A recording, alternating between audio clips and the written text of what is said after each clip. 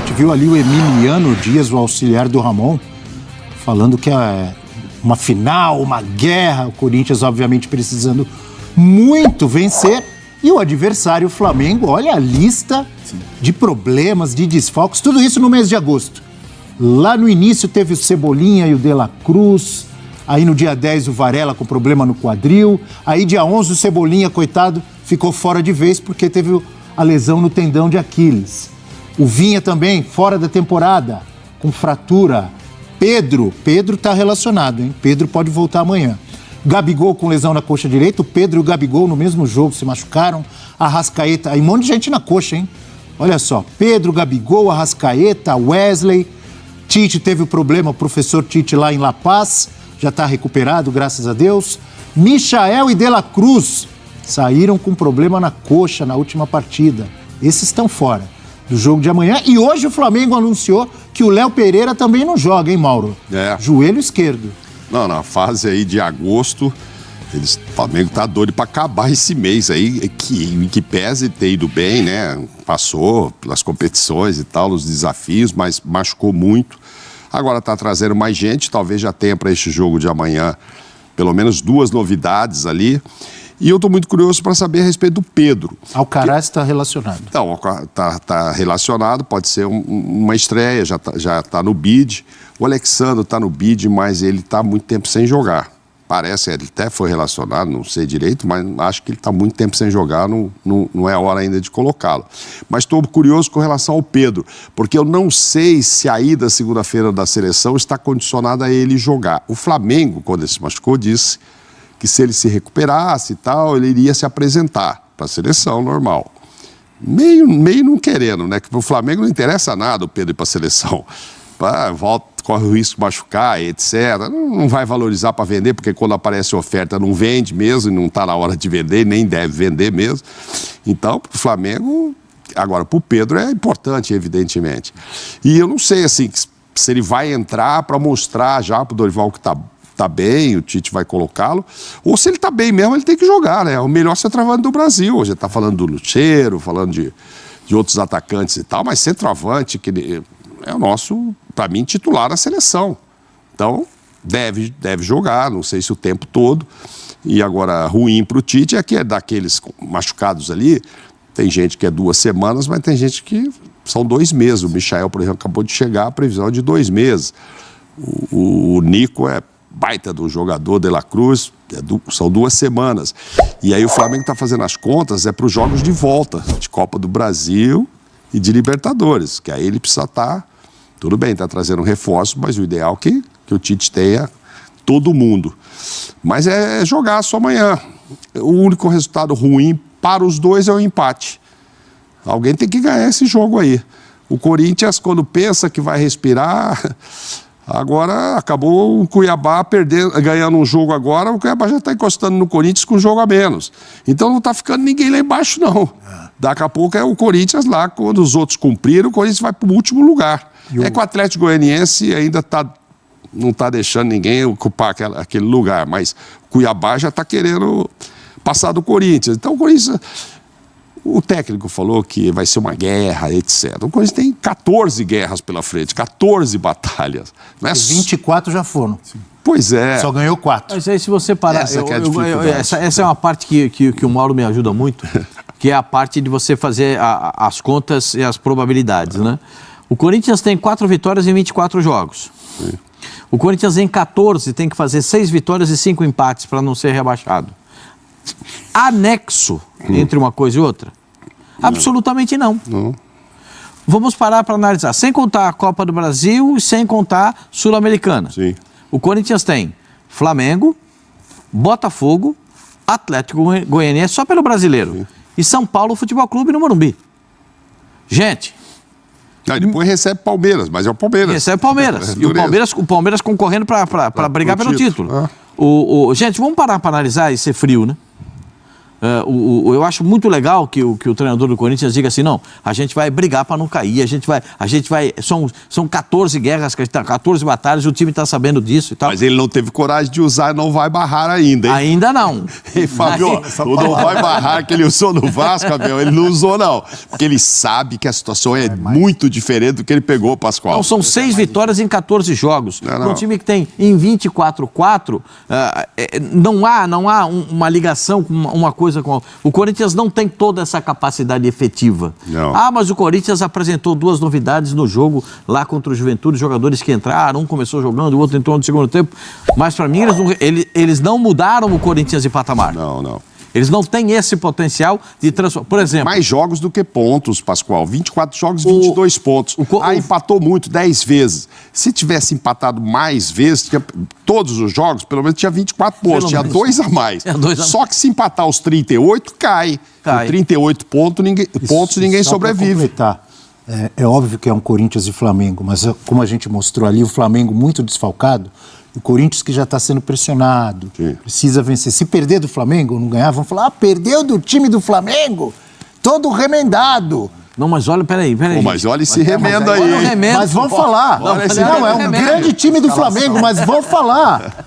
Na situação do Corinthians. Os remendos do Flamengo... Não, vai jogar Gerson. Os remendos do Flamengo... Vai jogar Fabrício. Entra Davi Luiz na zaga. Ayrton Lucas. Aí Pedro Léo cotado para ser o centroavante. Saiu o Léo Pereira machucado. Entra Davi Luiz na zaga. Vai... Pulgar. Olha, machucou a Arrascaeta, Luiz Araújo, Bruno Henrique. Léo Ortiz no meio, junto com o Gerson, tá bom? Não, volta o Pedro. Entende? Tem muita coisa. Não, lógico. Então eu vou mudar. Se o Corinthians perder, vamos falar, imagina se fosse todo mundo do Flamengo aí. Imagina se o Flamengo tivesse com o time inteiro, o que ia acontecer?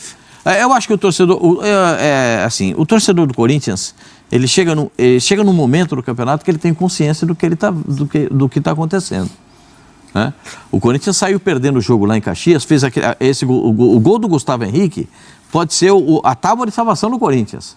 Porque se termina 2-0, um abraço. Não tem nada a ver com o brasileiro. Então, é uma coisa diferente. Não adianta nada ali. Estou traçando um paralelo. Não adianta ser campeão brasileiro, não adianta ser campeão da Sul-Americana e cair no Campeonato Brasileiro. Você pode ser campeão dos dois, da Copa do Brasil e da Sul-Americana, mas se cair no Campeonato Brasileiro, a torcida do Corinthians não vai aceitar. Sim. Quero ouvir o Fábio que jogou nos dois times. Diga, Fábio. Não, amanhã é aniversário do Corinthians também, né? Então, assim, tem algumas coisas, né, algumas particularidades aí, né? A volta do Tite à arena, a gente não sabe como é que o torcedor vai se posicionar com relação a isso. Aniversário do clube, né? E aí o Corinthians nessa situação complicada. É isso, Abel, o que você colocou, né? São times que brigam por objetivos completamente diferentes, né? O Flamengo tem muitos desfalques, chama muita atenção isso. A gente já falou aqui de times que passaram essa sequência de jogos pesados e tiveram poucas lesões. O Flamengo entrou em um mês aí que, né, enfim, o Cebolinha machucou 2 vezes, né? Não, são 5 lesões. Isso, assim, são muitos jogadores. E 4 na coxa direita. Exatamente. Mas mesmo assim, mesmo o Flamengo tendo problemas, o Flamengo foi para o mercado, conseguiu trazer jogadores que podem fazer esse Flamengo ainda mais forte. Então, só assim, o Carazzi a escalação do Flamengo, os 11 para o jogo de amanhã, é uma escalação que enfrentaria não só o Corinthians na situação ruim, mas como qualquer outra equipe de igual para igual. E agora, com relação ao Corinthians, existe uma pressão natural pelo momento, né, pela pontuação, por ser um jogo dentro de casa, por ter essa questão do aniversário do clube, o torcedor não quer passar uma vergonha dentro de casa em uma data tão especial. Então, assim, é um jogo gigante, as maiores torcidas do Brasil, movimenta muito na imprensa, o torcedor também se mobiliza para esse confronto, Abel. Mas, assim, são times que têm motivações e mobilizações diferentes, né? O Flamengo olhando para cima e o Corinthians lutando para sair dessa situação de rebaixamento. Só para lembrar, o Pascoal já no início do programa já falou, mas é bom destacar, ressaltar que o Lucas foi convocado pelo Dorival Júnior, o Savinho do Manchester City lesionado, foi cortado e o Lucas, então, é o mais novo convocado para os jogos das eliminatórias contra Equador e Paraguai, certo? Equador e Paraguai. Muito, então vamos Equador no Brasil e Paraguai em Assunção. Equador de Félix Torres, jogador que estará amanhã marcando o Pedro. E pode se repetir isso em Curitiba. Exatamente. Ele jogar na zaga e o Pedro ser o centroavante do Brasil. Rápido intervalo no nosso Sport Center, porque senão a gente se empolga, a gente fica falando aqui a noite inteira. Não tem vídeo não, é só...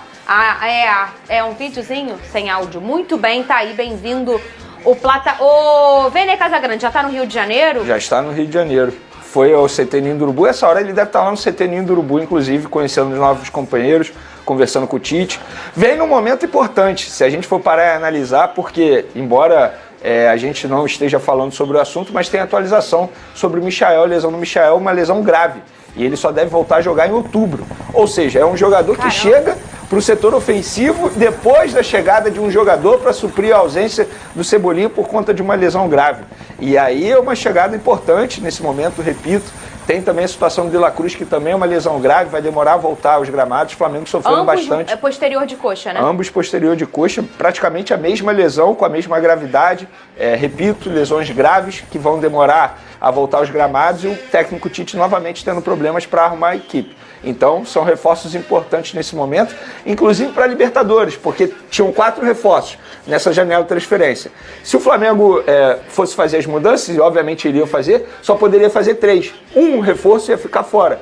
Eu arrisco a dizer que agora esse reforço que vai ficar fora da lista da Libertadores é o Michael, porque se ele vai demorar tanto tempo para voltar, não faz sentido você escrevê-lo. Aí você bota o Gonzalo Plata, o Alexandre e o Carlos Alcaraz. Carlos Alcaraz não, ele quer ser chamado de outro nome, que eu esqueci agora o primeiro nome dele. Carlinhos. Vamos falar Alcaraz para facilitar. Enfim, então o Flamengo vivendo aí a base de muitas lesões, o técnico Tite tendo muitos problemas. Eu não vou ficar aqui criticando o departamento médico, preparação física do Flamengo, seria leviano e maldade da minha parte. Eu não entendo disso, eu só acho que o Flamengo poderia botar um profissional, no caso o Márcio Tanuri, que é o chefe DM, ou até mesmo o preparador físico, o Fábio, para poder explicar essa quantidade de lesões musculares que o Flamengo vem sofrendo. Repito, eu não tenho como chegar aqui e criticar. Quem sou eu para dizer que a preparação física está errada?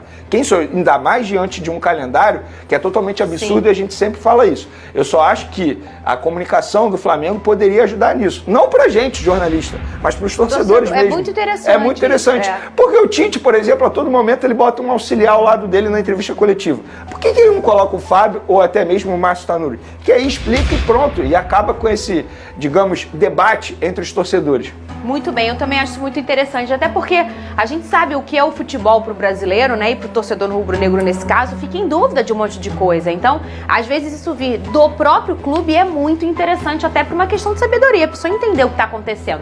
Ainda sobre a janela de transferências, né, do lado agora do Flamengo, que é o adversário do Corinthians do final de semana, o Alcaraz já chegou, né, já treinou, foi regularizado e está à disposição, deve ficar pelo menos no banco de reservas no jogo do final de semana lá na Neoquímica Arena. A gente está vendo aí imagens do Alcaraz, chegando lá no Ninho do Urubu, né, para se apresentar à comissão técnica, conversando com o professor Adenor. Se ele não for começar o jogo, né?